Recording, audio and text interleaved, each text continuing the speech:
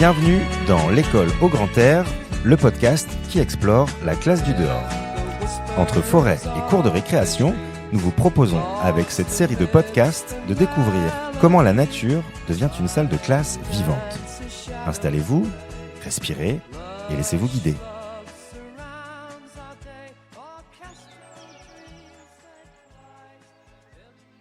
Bienvenue dans ce nouvel épisode de notre podcast L'école au grand air.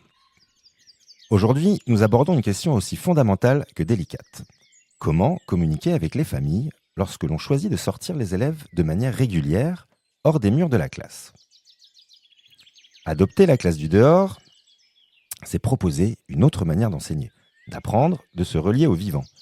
Mais c'est aussi, pour beaucoup de familles, une rupture avec les repères traditionnels de l'école. Qu'il s'agisse de sécurité, de programme, d'évaluation ou tout simplement de confort scolaire, les interrogations sont nombreuses. Dès lors, la manière dont nous informons, associons et rassurons les parents devient une condition essentielle à la réussite du projet. Communiquer, ce n'est pas seulement transmettre des informations logistiques, c'est aussi faire comprendre le sens pédagogique de cette démarche, en partageant les intentions éducatives, les bénéfices observés et en accueillant les représentations, parfois contrastées, des familles. C'est une démarche d'alliance éducative, de co-construction, où la confiance se tisse dans le dialogue. Ce lien avec les familles est d'autant plus crucial que la classe du dehors bouscule les formes scolaires habituelles. Elle interroge notre rapport au risque, au temps, à la nature, mais aussi à la posture de l'adulte. Comment faire pour que les familles ne se sentent pas exclues de ces intentions pédagogiques, mais bien actrices, partenaires et soutiens ? Dans cet épisode, nous allons explorer les enjeux de cette communication, comment instaurer un climat de confiance, quels outils et quelles postures peuvent favoriser un partenariat solide, mais également comment écouter les familles et prendre en compte la diversité de leurs attentes et de leurs inquiétudes. En somme, comment construire un pont solide entre école et famille quand la classe n'a plus de murs. Je suis entouré aujourd'hui de mes collègues membres du groupe de recherche sur la classe du dehors de l'INDE. Je les laisse se présenter. Bonjour, je suis Cécile, enseignante en CE1 à l'école du Sacré-Cœur à Longué, dans le Maine-et-Loire. Bonjour, moi c'est Sonia, j'enseigne en CE1, CE2 à l'école Arc-en-Ciel à Saint-Jean-des-Mauvrais. Bonjour, donc je suis Fanny Ménian, donc enseignante en classe de maternelle à l'école Sainte-Marie de Gênes-Longpuy en Mayenne. Merci, bienvenue à toutes les trois. Je vous propose de rentrer dans le vif du sujet ce matin en écoutant l'interview d'une maman d'élève dont la fille pratique la classe du dehors dans la classe de Cécile. Lucie, je suis la maman de Bertie qui était en CE1 dans la classe de Cécile l'année dernière. Alors, est-ce que tu peux nous dire, Lucie, quelle réaction tu as eue à l'annonce de la mise en place de la classe du dehors ? Alors, en tant que maman, j'étais extrêmement contente que cette volonté vienne de la part de l'enseignante. Je trouve que ça correspond parfaitement aux besoins des enfants d'aujourd'hui. Avais-tu des craintes ? Les craintes, c'était plutôt d'ordre qu'elle ait froid. Qu'elle ait froid, tout simplement.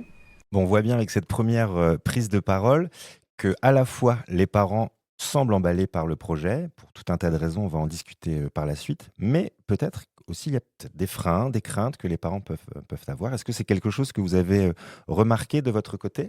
Alors, moi, j'ai eu cette maman, mais j'ai eu aussi une autre maman qui, la première année où je me suis lancée, qui m'a dit « Ah non, mais vous n'allez pas y aller tout le temps quand même, parce que s'il pleut, vous n'allez pas y aller. » Je dis « Si, on ira, mais, mais on s'équipera comme il faut. » Alors, j'ai quand même été obligée de faire un petit compromis en lui disant « Écoutez, si vraiment il pleut très fort, je vous rassure, on n'ira pas. » Mais c'est vrai que comme ce que tu disais au début, il faut tenir compte aussi des avis des parents et puis faire ensemble, quoi. Se mettre d'accord ensemble. Donc de manière légitime, on se doit de rassurer les familles. Qui dit rassurer, dit informer les parents du besoin en fait. Et à partir du moment qu'ils sont informés, ils vont adhérer à ces sorties qu'on propose avec les élèves. Donc il y a un temps d'information qui est important à avoir avec les familles, mais peut-être qu'au départ, le temps hivernal, c'est peut-être un frein pour les familles. Alors, on peut peut-être se redire la définition de la classe du dehors qui est de pratiquer la classe à l'extérieur, par tout temps, par toute saison et de manière régulière. Donc, rien que dans la définition, tout de suite, on se dit, oulala, quand il fait froid, c'est peut-être plus compliqué. Et sinon, vous, de votre côté, Fanny et Sonia, pas de parents réfractaires à cette idée de sortir par toute saison. Non, En fait, moi, je les avais informés. J'avais fait une sortie avec mes élèves avant la rentrée, avant la réunion de parents. Et les enfants étaient tellement enthousiastes, ils sont revenus avec tellement d'idées que les parents, pendant la réunion de classe, ils avaient presque plus de crainte parce qu'ils étaient déjà bien emballés par l'idée. Donc, j'ai pas eu vraiment ce retour de crainte pendant la réunion de classe. Et après, dans l'année, ça s'est vécu comme ça. Et de mon côté, comme je disais tout à l'heure, l'information en famille m'a permis de m'associer après avec les parents d'élèves, l'association des parents d'élèves, pour pouvoir, on en reparlera sur un prochain podcast, sur l'équipement en fait nécessaire. Et donc les craintes des familles se sont retirées parce que les parents savaient que l'équipement était présent et derrière, en fonction de la météo, des saisons, prévoyaient plus ou moins d'autres vêtements pour mettre en dessous de ce fameux équipement. Donc c'est du sérieux. Une fois que les parents ils se sont rendus compte peut-être que l'encadrement était sérieux, il y avait du matériel pour ça, ça a permis quelque peu de rassurer, notamment pour la période hivernale. Et une adhésion des familles. On peut aussi transmettre aux familles des informations scientifiques qui peuvent aider à une meilleure compréhension de cette forme scolaire. Je vous propose d'écouter une journaliste qui s'appelle Moïna Fouché de la Vigne et qui a travaillé sur les bienfaits de la classe du dehors. Enseigner dehors, intégrer la nature à l'éducation, c'est positif pour les apprentissages, pour la réussite scolaire des enfants, pour l'activité physique, pour le développement émotionnel et social, pour la conscience environnementale, pour les compétences cognitives, la créativité, la coopération, la concentration, etc. Il y a une chercheuse qui s'appelle Louise Chola, une américaine, qui a travaillé sur ce sujet-là. Et elle s'est rendue compte que les adultes qui sont engagés dans la protection de l'environnement, ils racontent tous avoir passé du temps à jouer dans la nature pendant leur enfance. Leur offrir un accès à un environnement qui soit assez riche et complexe, c'est leur offrir un accès à un monde réel. À défaut de ça, des enfants qui sont que à l'intérieur, qui partent pas en vacances, qui sont que dans une cour de récré qui est bétonnée, etc., etc. Ces enfants qui sont coupés de nature et qui sont très nombreux en France et de plus en plus nombreux, et leur vision du monde et leur rapport avec le monde, c'est un monde qui est artificiel, qui est pas riche et ils sont pas en contact avec du vivant. Donc tous ces éléments-là, on en a parlé dans notre premier épisode. Pour vous, est-ce que c'est important de partager à la fois les bienfaits que l'on retrouve aujourd'hui dans des recherches scientifiques sur la concentration, l'attention, mais aussi le rapport au vivant, que peut-être le lien avec la société actuelle et la place des écrans et la reconnexion avec la nature? Est-ce que c'est des choses que vous avez partagées avec les familles lors de votre communication, lors des réunions de classe par exemple? Alors oui, moi j'ai senti ce besoin parce que j'avais un peu peur qu'on se dise c'est l'instit écolo qui veut faire bien aller dehors, tout ça. C'est une nouvelle lubie. Et en fait, j'avais besoin d'être crédible. Donc, j'ai présenté l'équipement, tout ça, on verra après. Mais j'ai aussi eu besoin de dire, scientifiquement, c'est prouvé, c'est bon. Par rapport à la lumière artificielle, le regard, l'empan visuel, à travers le corps, être habitué à être sur des terrains pas tout plats, avec des trous, des bosses, bouger dans tous les sens. Regarder partout, chercher, être observateur. Et tout ça, j'ai eu besoin de le communiquer aux parents pour vraiment sentir une crédibilité scientifique face à eux. C'est du sérieux. Ouais. On en revient toujours à ça. Ouais. Mais montrer aux familles que c'est un projet pensé, réfléchi, qui ne se base pas sur une lubie comme tu pouvais le dire. Ouais. Et certaines familles ont ce besoin en fait de pouvoir entendre des interviews de personnes extérieures aussi à l'école. Tout autre professionnel, on va dire, ça apporte un plus forcément pour les familles qui ont besoin d'être rassurées. Par ailleurs, on peut faire venir quelqu'un peut-être sur un temps de réunion d'information. Est-ce que vous avez envisagé ça ou pas du tout? Se dire, il y a un animateur nature qui pourrait venir, peut-être parler du lien avec la nature. Ça peut être un projet intéressant? Moi, j'y avais pensé parce que pendant la formation école du dehors, l'animatrice s'était proposée de venir en réunion de classe si on se sentait un peu démuni par rapport à ça.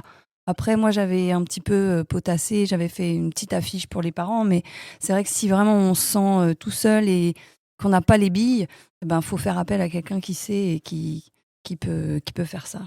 Et cette année, moi, j'ai la chance d'avoir un animateur de Mayenne Nature Environnement, donc qui prend en charge les 3 classes, on va dire, pour des temps en extérieur, d'exploration. Et c'est vrai qu'il a un apport plus que nous au niveau connaissances. Et là, il va rencontrer les familles prochainement pour l'inauguration de panneaux que nous avons réalisés pour la commune. Et les familles vont à nouveau avoir cette information supplémentaire sur ce que la classe du dehors apporte et les bienfaits de la nature avec un autre professionnel. Donc c'est professionnel, c'est du sérieux. Maintenant, moi, j'aurais bien voulu parler des programmes aussi, parce que est-ce que c'est quelque chose sur lequel on peut s'appuyer les programmes, sachant qu'ils sont en train de changer. Même, on a un nouveau concours de recrutement du professeur des écoles et l'épreuve orale numéro 2 évoque donc le système éducatif, mais la posture d'éco-citoyen des élèves et le rapport au développement durable. Donc ça veut dire qu'aujourd'hui, dans le métier d'enseignant, on a peut-être quelque chose aussi qui peut permettre aux familles de se dire: ah, ça fait partie de leur mission. Est-ce que ça, c'est quelque chose que vous accueillez de manière positive? Moi, c'était une des raisons pour lesquelles je m'étais lancée dans le projet. Parce que je trouvais qu'on prépare des futurs citoyens, des futurs enfants qui vont être demain des adultes. Et ce côté retour à la nature, je trouvais que c'était très intéressant. Et du coup, maintenant, comme c'est dans les programmes, bah, ça me parle encore plus. Et je trouve que si on fait des enfants qui savent se positionner dans la nature aujourd'hui, eh bien, demain, ils seront forcément plus ouverts et plus attentifs à ce qu'il y aura autour d'eux, quoi. Puis moi, je pense que si on veut protéger la nature, il faut déjà la connaître et il faut l'admirer. Il faut vivre dedans. Et du coup, moi, je sens des enfants qui vont être ancrés dans du réel. On n'est pas sur des écrans, des jeux. On est sur du réel. Et même sans matériel, ils sont dedans et ils ont envie de respecter ce qu'ils ont autour d'eux. Bon, j'espère que ceux qui écoutent ont pris des notes. Là, on est sur des arguments solides pour une réunion de classe. Je pense effectivement, c'est ce discours-là, cette vision peut-être qu'on peut porter sur le rapport à la nature qui est intéressante. Après, on parle beaucoup aussi de sédentarité dans la société aujourd'hui. Est-ce que c'est des arguments aussi qu'on amène aux familles? Ça parlait d'EPS, de corps en mouvement. Est-ce que peut-être que la classe du dehors y participe? C'est des choses que vous évoquez avec les familles?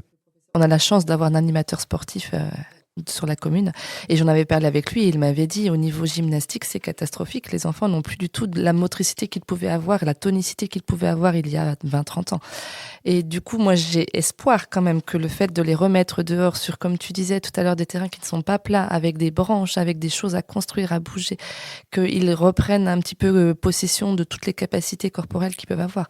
Au niveau de la coordination motrice aussi, on a quand même beaucoup perdu, donc je pense que ce sera sûrement positif. Des études montrent les bienfaits de la classe du dehors sur la motricité, notamment chez les plus jeunes. Hein. Très bien, on n'a pas évoqué la notion de risque encore, mais est-ce que c'est quelque chose qu'il faut évoquer avec les familles, de parler de ce risque-là qui est à géométrie variable hein, chez les uns et les autres qu'on peut avoir? On a des gens pour qui sortir dehors ne fait pas peur du tout, alors que pour d'autres familles, peut-être c'est quelque chose qui fait peur. Alors, est-ce que vous l'évoquez ou sciemment vous ne l'évoquez pas? Moi, il y a deux choses dont je parle. Notamment, on marche 20 minutes pour aller jusqu'à notre lieu. Alors l'aller, ça va. Et le retour, on arrive dans un creux un peu d'hypoglycémie. Donc ça, j'en parle en disant que bah voilà, soit on emmène un petit goûter ou des petites noix, des petits trucs à grignoter. Parce que réellement, il y a la faim qui se fait sentir et un manque d'énergie. Donc ça, on en parle. Et le deuxième risque, en ce moment surtout, les moustiques, les abeilles, les petites bêtes qui font peur. Et en fait, on apprend juste l'éthique, qu'il faut s'équiper, il faut, faut être soit on a de la citronnelle, soit on va s'équiper avec des pantalons et des manches longues pour l'éthique. Mais elles existent et il faut vivre avec. Voilà, juste ça. Et on fait attention. Et moi, je trouve qu'on vit dans une société où on essaie de maîtriser tous les risques et on ne pourra jamais maîtriser tous les risques. Et c'est bien de commencer petit, comme tu dis. Nous, on avait des chenilles processionnaires sur notre terrain.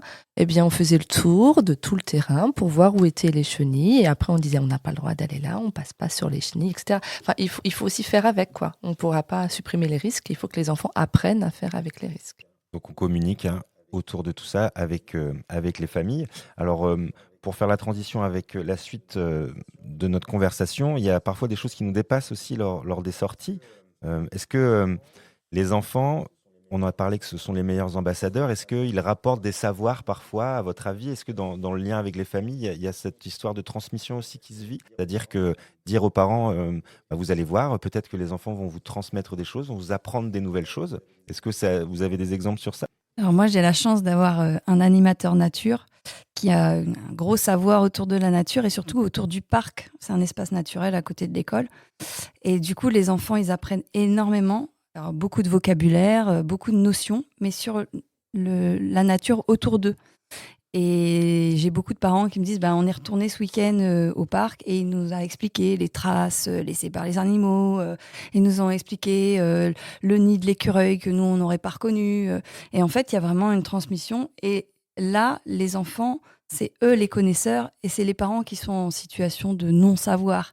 Et c'est ils sont hyper contents de ça, d'apprendre de leurs enfants. Et je trouve ça riche et voilà. Et je suis fière de ça. C'est un chouette retour sur ce moment de classe du dehors. Donc les enfants, eux, ils sont source de savoir finalement et peut-être sur des notions qu'on a un peu perdues ou sur lesquelles on s'est éloigné. Oui. Et avec les grands-parents aussi. Je pense que ça marche bien. Enfin, moi, j'ai des enfants qui s'intéressent, je les ai ouverts à ça aussi, mais qui s'intéressent beaucoup aux oiseaux. Et ils vont voir avec les grands-parents les Donc oiseaux. ça crée du lien intergénérationnel Voilà. finalement. Alors, on va enchaîner un peu sur techniquement comment on peut communiquer avec les parents. Là, on a parlé de choses un peu générales. Et pour introduire cette thématique, on va écouter une maman d'élève de la classe, deux mamans d'élèves plus précisément, de la classe de Fanny, qui parle d'une initiative que tu as prise pour communiquer avec les parents. On va en parler juste après. Je suis la maman d'une grande section scolarisée dans la classe de Fanny Maignan. En septembre, j'ai participé à la réunion de rentrée de la classe de notre fille. Fanny nous avait proposé cette réunion en totale immersion de la classe du dehors. On a pu enfiler nos bottes et vivre dans les moindres détails ce que notre enfant pouvait vivre chaque vendredi matin au travers de plusieurs ateliers. Me concernant, j'ai trouvé cette réunion enrichissante en pouvant mettre des images sur ce que notre fille nous racontait le vendredi soir quand elle rentrait de sa matinée. De plus, cette forme de réunion m'a paru moins monotone et avec beaucoup plus de partage entre parents. Bonjour, je suis la maman de Margot qui est en classe de petite section. J'ai découvert la classe de dehors lors d'une présentation en réel. En effet, l'enseignante nous a proposé de nous emmener sur les lieux de la classe du dehors. Arrivée là-bas, elle nous a proposé de faire certaines activités qui sont proposées aux enfants. Donc on s'y prend vraiment au jeu, c'est très intéressant, c'est constructif. À la fois, ça a un caractère pédagogique et puis c'est un retour à la nature. On a l'impression de faire l'école buissonnière. L'école buissonnière. Alors c'est vraiment très très intéressant ce que peuvent partager les familles sur plusieurs aspects. Donc comment on communique avec les familles? On voit Fanny que tu as pris l'initiative de proposer une réunion sur le site de la classe du dehors pour leur expliquer ce projet-là. Est-ce que tu peux nous en dire quelques mots? Chaque année, une réunion de classe, on va dire, se fait courant septembre, début octobre.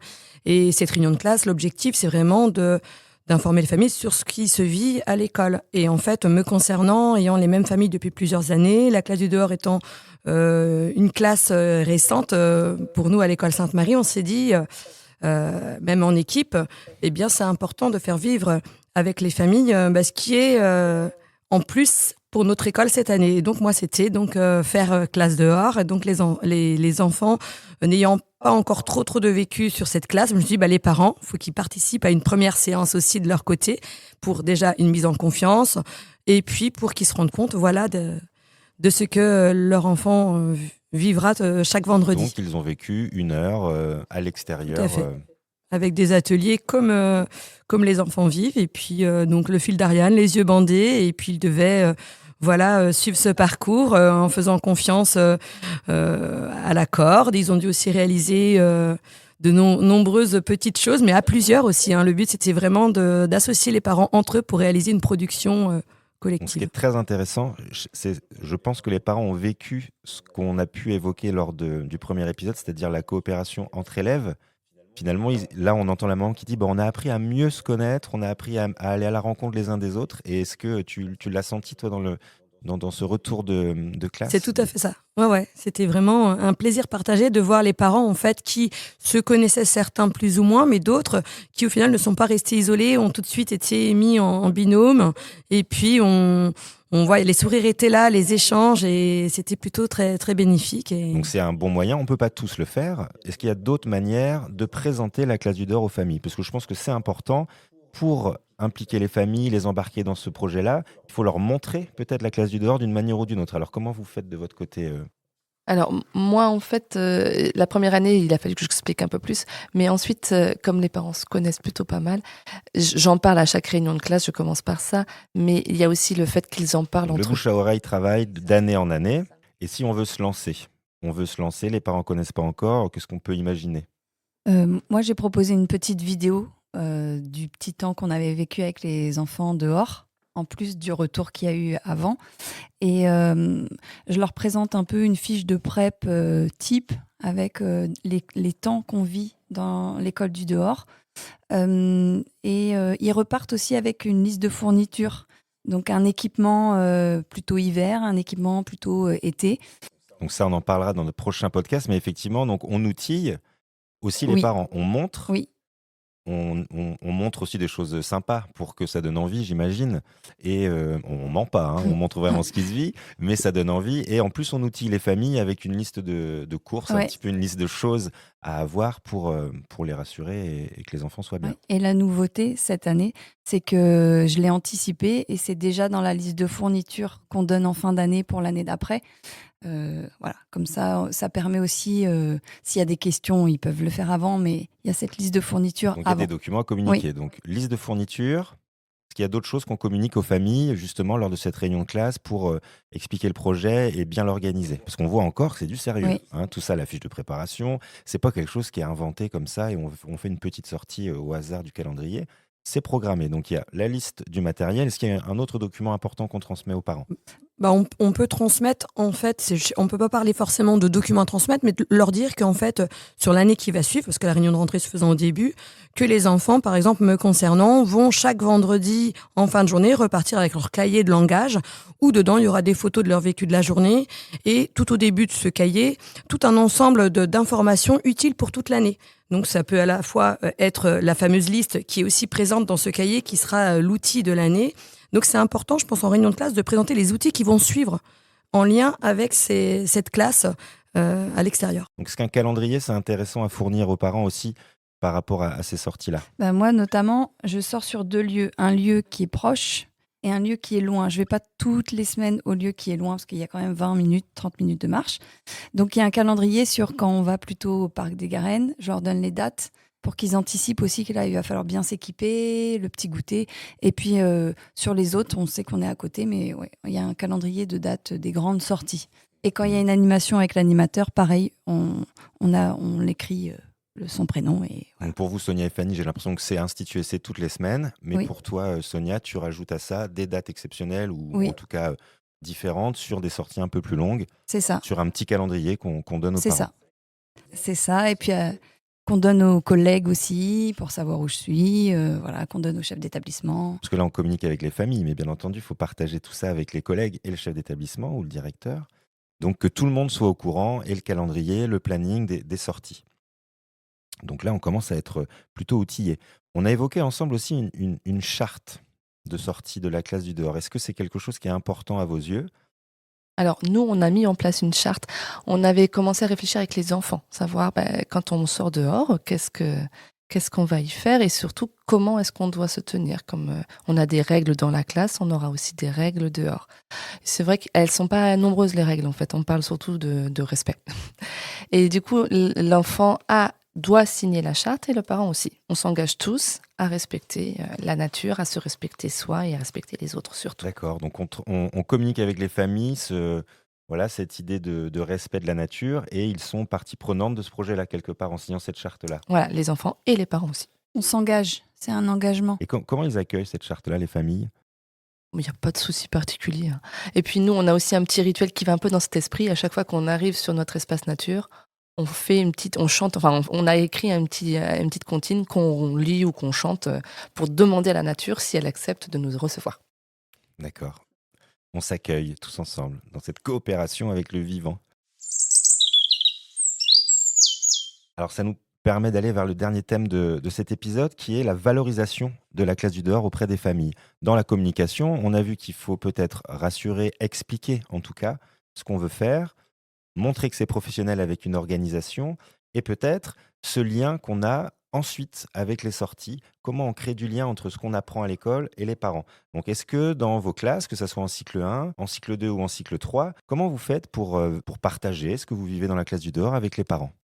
Donc de mon côté, comme informé à la réunion de rentrée, j'ai montré l'outil qui serait donc présent dans les cartables tous les vendredis soirs. Donc là, en fait, c'est le partage du vécu de la journée où l'enfant, on va dire le vendredi après-midi, par l'intermédiaire de photos ou de textes ou de réalisations faites le matin, va partager en 2-3 phrases son vécu de la matinée. Ce qui fait, c'est que le soir, le vendredi et le week-end, il est content de partager à nouveau et les parents, ça les rassure en disant « Ah, aujourd'hui, il a fait ci, il a fait ça » et ça crée des discussions dans le foyer sur le week-end avec aussi bien les parents que les grands-parents ou autres membres de la famille. Je trouve que c'est un support important pour créer le lien famille-école avec le vécu des enfants. Donc moi, dans mon école, je suis la seule à faire l'école du dehors. Donc, aux portes ouvertes, on a proposé un atelier sur les connaissances qu'on avait acquises pendant une animation nature. Donc, il fallait associer l'animal avec la trace qu'il laisse dans la forêt. Et tous les parents qui passaient dans la classe se sont prêtés au jeu et c'est les enfants qui animaient ce jeu. Et en fait, il y avait plein de choses que les gens ne connaissaient pas forcément. Ils trouvaient ça hyper intéressant. Et on avait passé aussi pendant ces portes ouvertes une vidéo de ce qui se vivait, des temps, des rituels. Et c'était très parlant. Et les gens repartaient « Ah, c'est chouette, l'école du dehors ». Enfin, même sans connaître, en 2 secondes, ils ont compris le concept. C'est valorisé. Ouais. On montre les dictées, on montre les évaluations de calcul, mais il faut montrer la classe du dehors aussi. C'est un vrai apprentissage. Donc valoriser, c'est aussi montrer que travailler à l'extérieur, c'est apprendre. C'est une forme scolaire finalement. Je vous propose de conclure cet épisode avec l'interview d'une nouvelle maman d'élève, cette fois-ci d'une autre collègue du groupe, dans la classe de Céline, qui va nous parler pour elle de ce que ça apporte à sa fille, ces sorties de classe du dehors. Une des préoccupations de l'école du dehors, c'est de se dire aussi que ça participe à une meilleure santé mentale, le fait de prendre l'air, d'être en contact avec la nature, ou justement au niveau des apprentissages, dans la concentration. Est-ce que vous avez senti Oui, alors moi je mettrais beaucoup sur en tout cas le fait de se sentir ancrée dans son environnement. Ça renforce sa confiance, ça, c'est sûr. Elle est très fière de pouvoir parler aux aînés, quand on revient sur ces lieux, ah ben nous on a fait ça à l'école du dehors, etc. Donc ça la valorise beaucoup et puis en fait c'est naturel comme éducation d'être en extérieur comme ça. Donc elle s'y sent bien. Alors je sais pas s'il y a un grand écart avec ce qu'il y avait avant, mais en tout cas ça renforce ça, c'est sûr.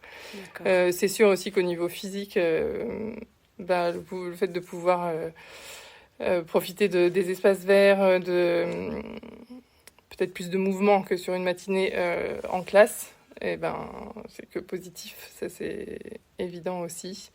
Et puis l'aspect cognitif, ça rejoint sur tout ce qui est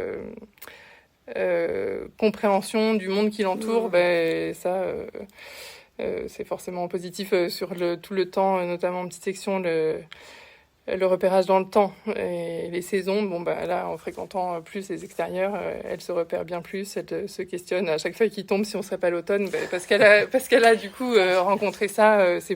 Ça rend les apprentissages plus vivants. Ça synthétise pas mal nos échanges, cette parole de maman d'élève.